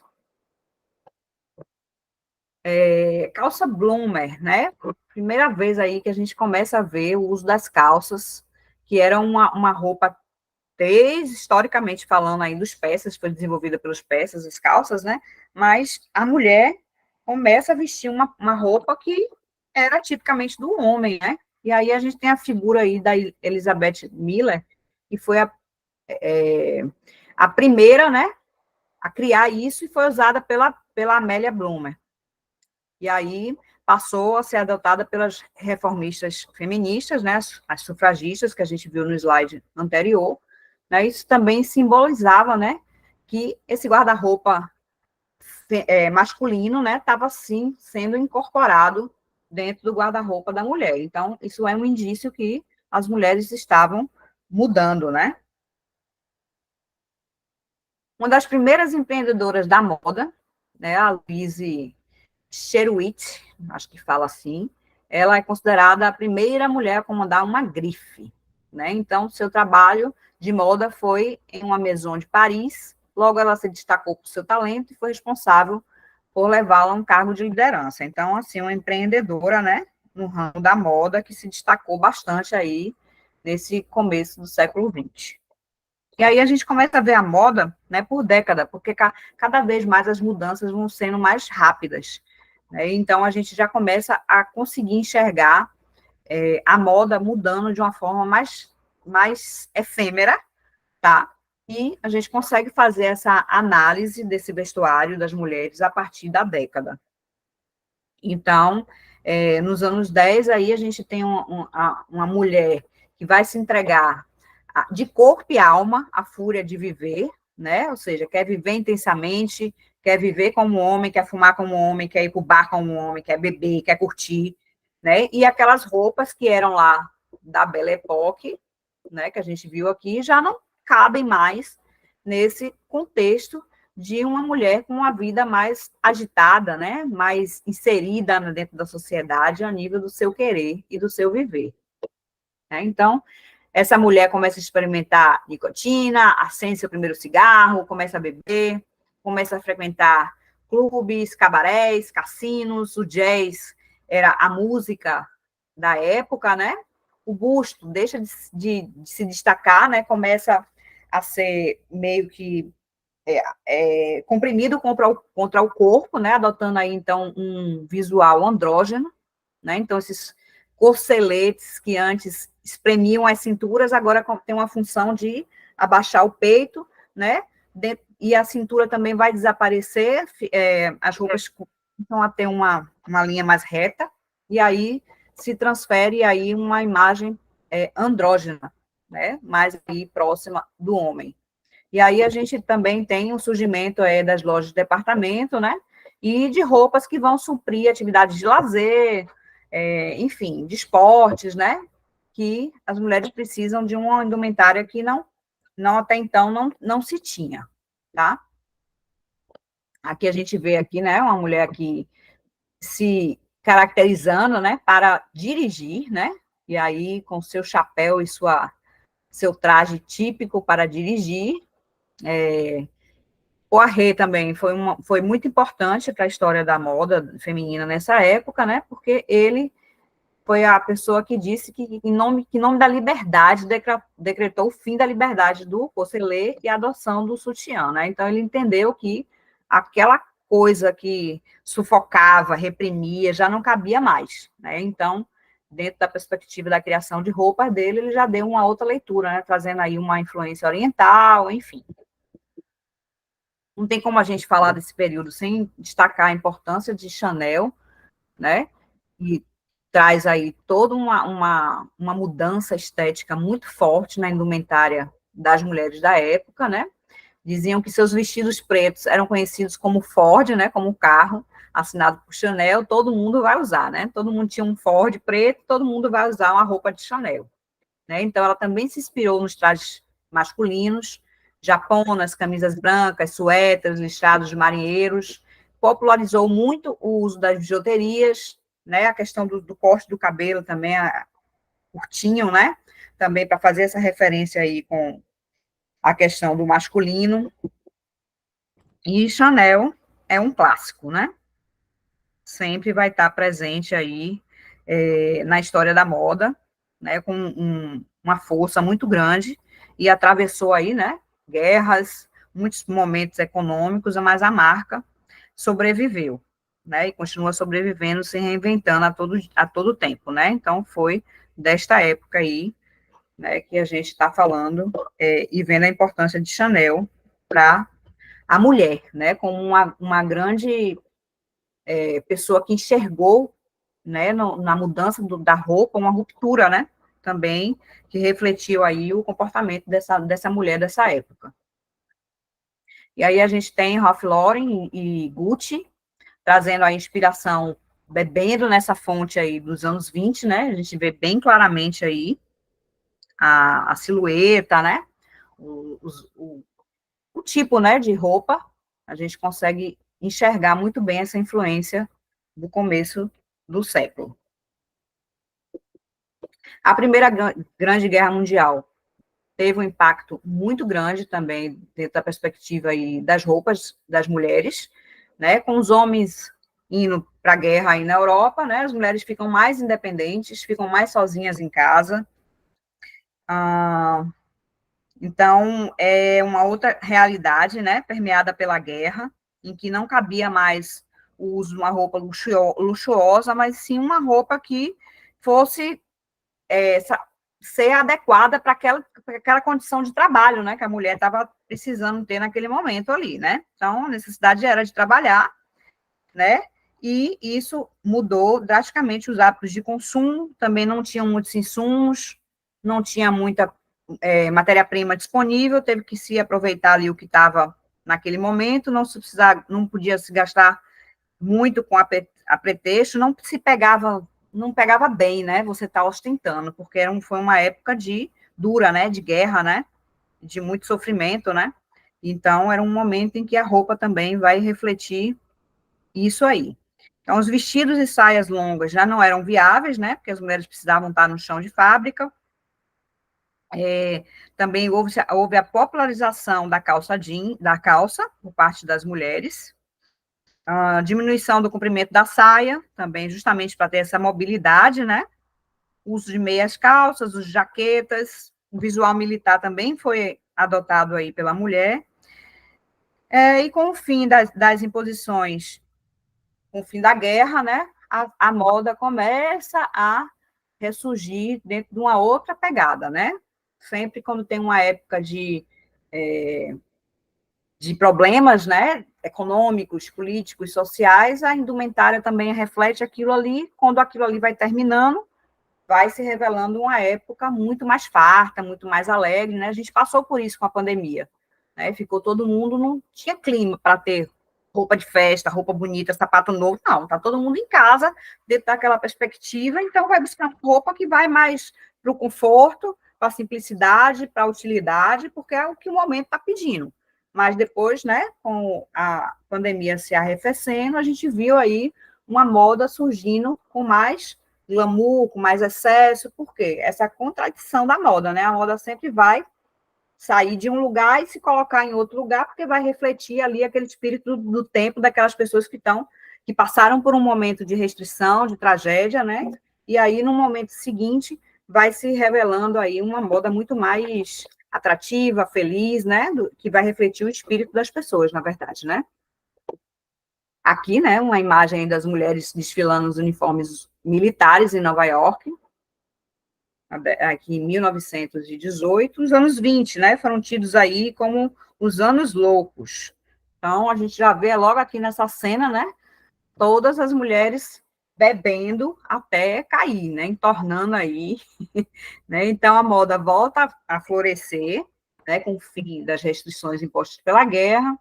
Então, houve um lugar para a arte, para a loucura, né, os verdadeiros anos loucos, né, como eram chamados, né, os estilistas de alta costura aí já estavam aí bem, bem situados, né, já atendendo muitas pessoas, muitas mulheres famosas, então eles já eram importantes, né, eles voltaram aí com seus ateliês, né, incrementando aí essa moda mais exclusiva e tudo. Então, era a época do jazz muito intenso, também a questão aí do visual andrógeno, masculinizado, se destaca aí as figuras de Jean Patou, Coco Chanel, Vionnet, e a euforia dos anos 20 acabou, né, em 29 de outubro de 1929, com a quebra da Bolsa de Nova York. E aí, esse período, né, chamado de Grande Depressão, também marcado por falências, desempregos, desespero, né, não foi uma época muito boa para o mundo, né, e a moda também vai acabar refletindo isso aí. Já nos anos 30, a gente já volta aí com uma moda mais glamurosa, mais sofisticada, né? Então, uma explosão aí do cinema, do glamour das telas, né? De uma mulher mais elegante, né? A superação da crise financeira. O símbolo da mudança foi a estilista, né? Vionnet. Então, ela traz uma outra proposta de roupa, né? Com cortes, estruturas de roupa, uma nova dinâmica dos tecidos, bem fluidos, né?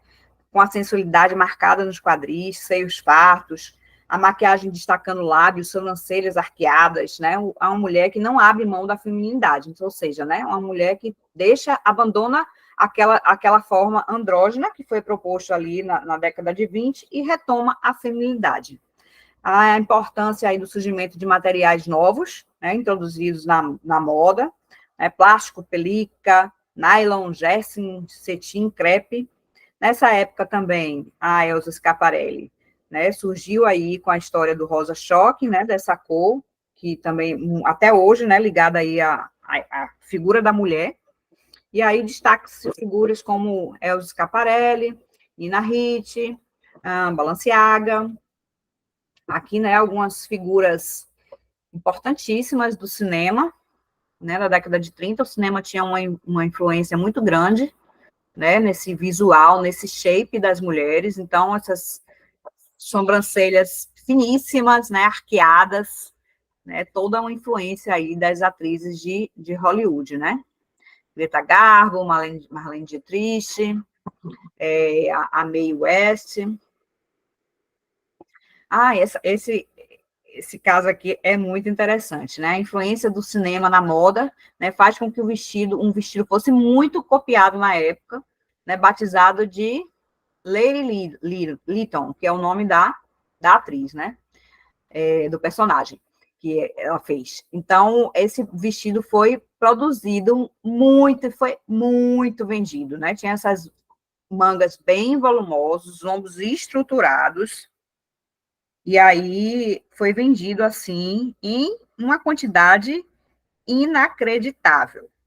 Muita venda, muita procura desse vestido aí. Então, não dava para quem queria, né? A influência e a força do cinema aí na estética feminina. Marlene Dietrich, né? Deu uma mergulhada de volta aí esse visual andrógeno, mas também não deixava de trazer a marca da sensualidade, né? E aí chocou também muito, né, a sociedade com esse visual dela.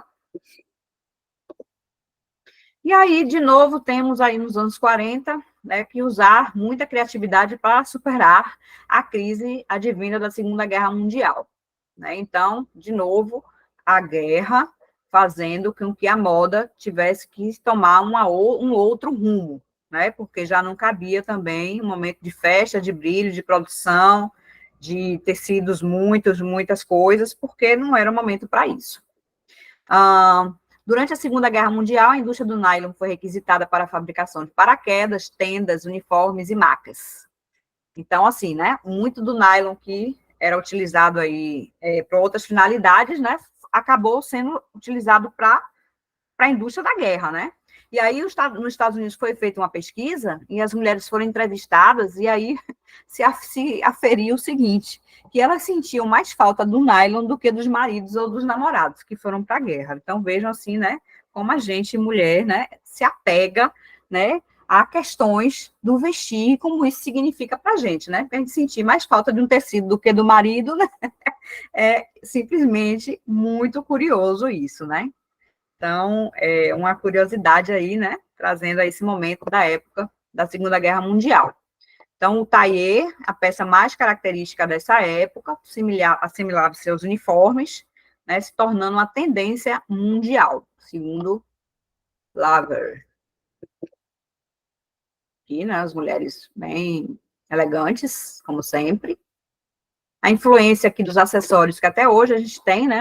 Vira e mexe, a gente vê aí esses turbantes, vê essas mangas, né? Bufantes, recortes aí, princesa, os shortinhos, as roupas com as amarrações, as blusas, né? Que é uma influência bem forte aí da década de 40. A gente tem aí Carmen Miranda também, né? Sendo uma artista, primeira grande artista latina a criar e exportar a moda brasileira. Né? Então, ela trouxe em toda a sua estética aí de frutas, de flores, de cores, dos turbantes, fazendo uma referência lá com a baianidade, né? E que também a gente vê nos dias de hoje a moda também dando seus mergulhos nessa influência da pequena notável, né? Carmen Miranda. Então, aqui embaixo, a gente está vendo aqui verão 2016, trazendo aí notadamente, né, as bananas, a estética da Carmen Miranda, né, e dela foi uma mulher muito importante. Nos anos 50, a volta do luxo, do glamour, né, Dior traz aí toda a luxúria nos seus milhões de metros de tecido para fazer aí as roupas, né, a roupa, né, tem aí uma influência da arquitetura formada aí na silhueta de ampulheta, né, e ele aí é responsável também por uma influência muito forte na moda, né? Ele traz aí uma proposta, né? De volta aí da cintuosidade, né? Que, diferentemente daquela época dos anos 40, né? Que trouxe a questão da simplicidade na roupa. Então, ele trouxe uma outra leitura, trazendo de novo a retomada aí do luxo, né? Do simbolismo de que a mulher, né, em toda a sua sensualidade, luxúria, toda a sua beleza, né, trazendo carregada aí nas roupas. O New Look de Dior, né, muito conhecida, né, com a silhueta aí em A, né, Dior é uma marca até hoje muito forte, né, e que é um ícone da moda, né, esse New Look desenvolvido em 1947, né, em que chegava a se gastar até 14 metros de tecido, né, e utilizava-se também muitos chapéus, enfim, né, uma roupa muito chique, muito linda, e que marcou uma época em que a gente bate o olho e sabe que era tipicamente, né, daqueles anos 50 ali.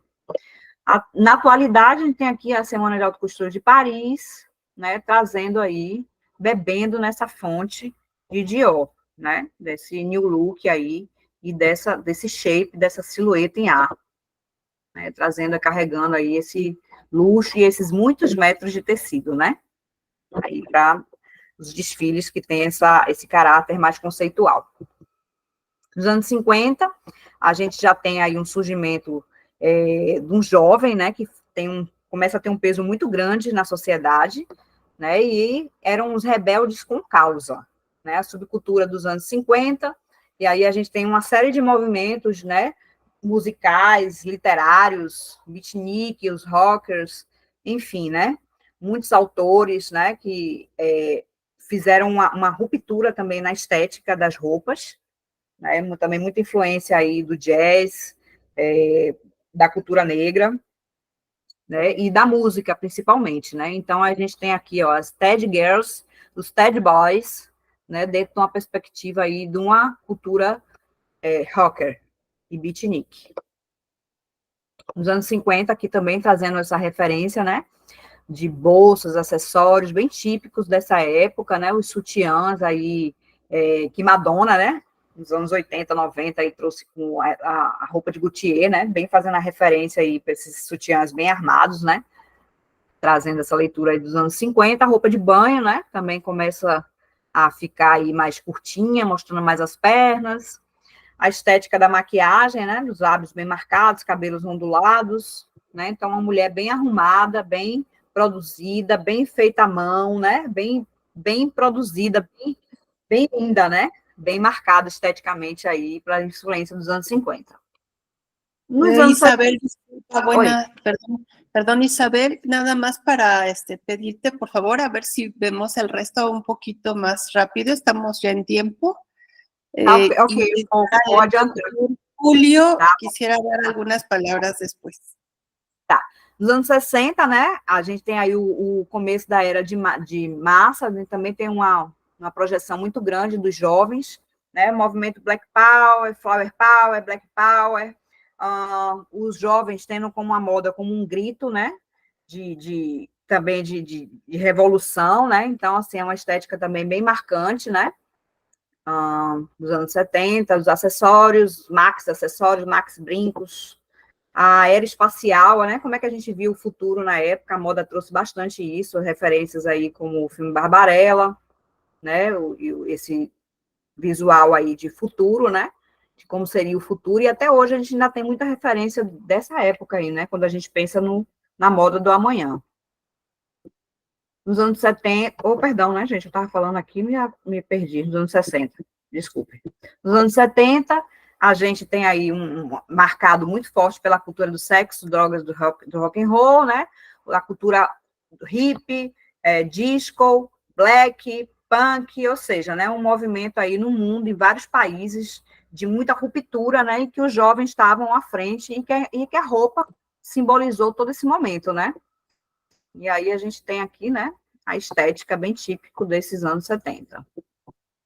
Sex Pistols, né, Vivienne Westwood, a parte musical muito forte do punk, a passarela, né, dos dias de hoje, trazendo aí essa referência da moda dos anos 70, dos anos 80, uma moda muito exagerada, né, muitas ombreiras, muito estruturada, né, a mulher querendo se inserindo no mercado de trabalho de uma forma muito forte, né, se estruturando aí as ombreiras, né, para fazer essa representatividade, tudo era muito exagerado, né, e o poder feminino estava aí bem notório na vestimenta. Então, a parte também dos esportes, das academias, né, saiu da academia, foi para a rua, começou essa moda esportiva, a inspiração dos estilistas mais atuais, fazendo uma leitura e um mergulho nos anos 80, o jeans, né, que é uma verdadeira revolução no vestir da nossa sociedade atual.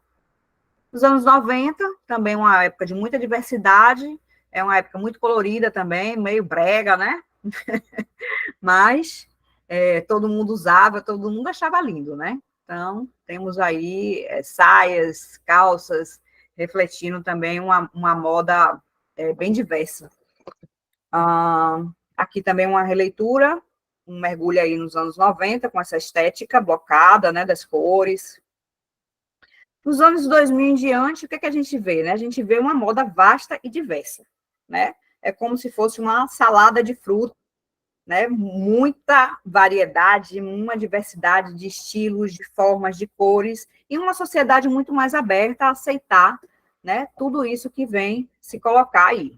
Então, no século XXI, as roupas elas vão refletir uma variedade de estilos, algumas características que são importantes, né, que a gente vai citar aqui, passar bem rápido por conta do nosso horário: versatilidade, conforto, a sustentabilidade, né, uma pauta do dia, e que não pode deixar de ser considerada dentro do contexto da confecção das roupas e do uso da gente também enquanto consumidor, né?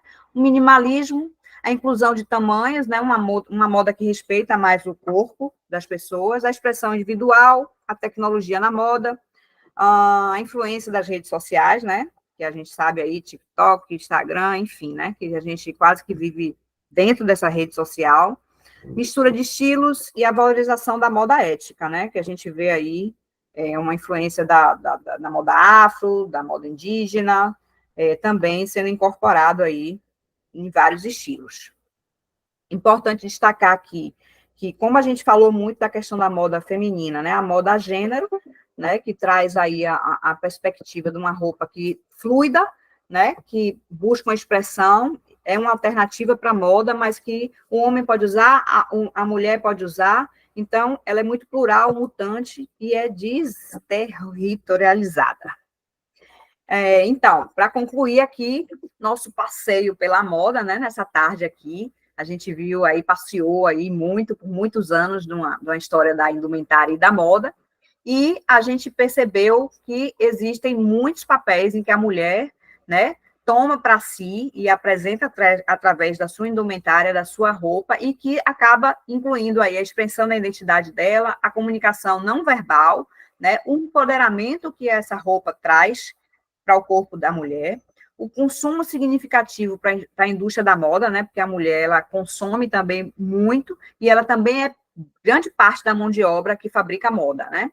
O ativismo e a mudança social, né? Então, a gente percebeu em vários momentos da história que a mulher traz consigo esse papel aí do ativismo, como ela se coloca na sociedade, e a moda fazendo belamente esse papel aí, né? O culto ao novo, a carga simbólica que as roupas trazem, a apresentação de uma linguagem própria de acordo com as transformações da identidade feminina e, por fim, né, que a moda representa papéis que a mulher vai assumir na sociedade. Isso aí a gente viu, né, ao longo de toda a história, que isso sempre foi se repetindo, né? Então, o vestir feminino é um ato revolucionário, né, que cada vez mais persiste e se fortifica, né, cada vez mais com o passar do tempo, né? Então, é isso, né? O vestir feminino, ele é, na verdade, a própria revolução. Aqui estão as referências bibliográficas que a gente passeou aqui nessa tarde, utilizou aqui no trabalho, e obrigada pela partilha, pelo fortalecimento e por a gente estar falando, né, desse sagrado feminino aí, do papel da mulher na nossa sociedade ao longo dos tempos. Aqui está meu contato, meu telefone, depois eu posso botar aqui e voltar para essa tela, e aí eu vou tirar aqui a apresentação. Aqui está o Instagram da Modateca também, quem quiser acessar lá o projeto, conhecer. Deixa eu abrir a minha câmera para a apresentação. Cadê meu Deus? Para... Meu Deus, que pessoa que fala, hein? Perdão. Quase 1h30. Verdaderamente un paseo. O passeio foi muito longo. Pasó por la historia, muchas épocas, muchos lugares, muy completa, muy clara, muy interesante, Isabel. Pues tenemos aquí a nuestro señor presidente, doctor Julio. Prazer. Muchas gracias a todos por su asistencia a este webinar. Isabel, muito obrigado. Muy interesante. Una sesión donde pues, nos puedes mostrar que la investigación no es solamente para asuntos teóricos básicos, ¿verdad? Que tienen que ver con asuntos de la competitividad, sino que la vestimenta, el desarrollo cotidiano de la sociedad y la cultura y las perspectivas que se van generando en el tiempo también van desarrollando estas características que hoy estudiamos desde diversas perspectivas en esta red y que puede ser vista de muchas formas, ¿no?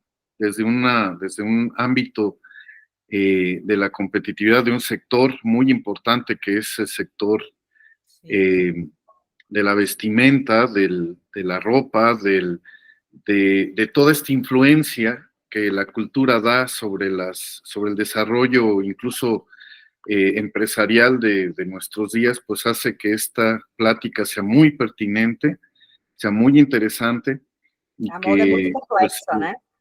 y muy bien, y que el abordaje, pues desde una perspectiva muy bien documentada, muy bien manejada, pues se haga todavía más interesante. Muchísimas gracias y bueno, pues agradecer a todos también por su participación en este webinar.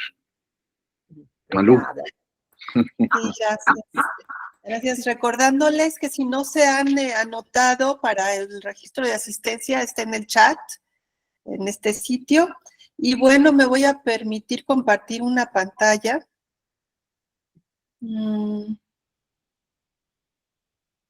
A ver si la ven. Leandro. Léo foi meu ¿Sí aluno. la pueden ver? Sim, sim, estamos vendo. Bueno, pues no sé, Julio, ¿quieres que la lea yo o la Sí, adelante, adelante. Bueno, Ai, en que nombre de nuestro chique! señor presidente, Terminamos com certificado. la Universidad Autónoma del Estado de México, por medio de la Red de Investigación Latinoamericana en Competitividad Organizacional, extiende la presente constancia a la maestra Isabel Barros por su participación como conferencista magistral con la temática La indumentaria femenina y su representación, un paseo por la historia. En el webinar del mes de marzo de 2024, dentro del programa de actualización de la red RILCO para el 2024, se extiende la presente el 20 de marzo del 2024 para los fines que convenga a la interesada. Firma el doctor Julio Álvarez Botello, presidente de la Red de Investigación Latinoamericana en Competitividad Organizacional. Agradeciéndole, maestra Isabel, Que honra, la muita honra. Y la presencia en este webinar. Muchas gracias. Muchas gracias a todos. Y bueno, pues seguimos Obrigada. Elizabeth está mandando aqui com problema na câmera, mas estava aí, né, grudadinha aí assistindo. Gracias a todos. Muy bien. Hasta Pues luego. gracias. Encantado, Isabel. Julio, me encanta verte. Leandro, chao. Igualmente, Marcela, Elizabeth. A foto print, a foto print, vamos lá. Muy bien, muy bien. Quem está com a câmera aberta. Vamos lá, Léo. X. Manda aqui no WhatsApp para todos.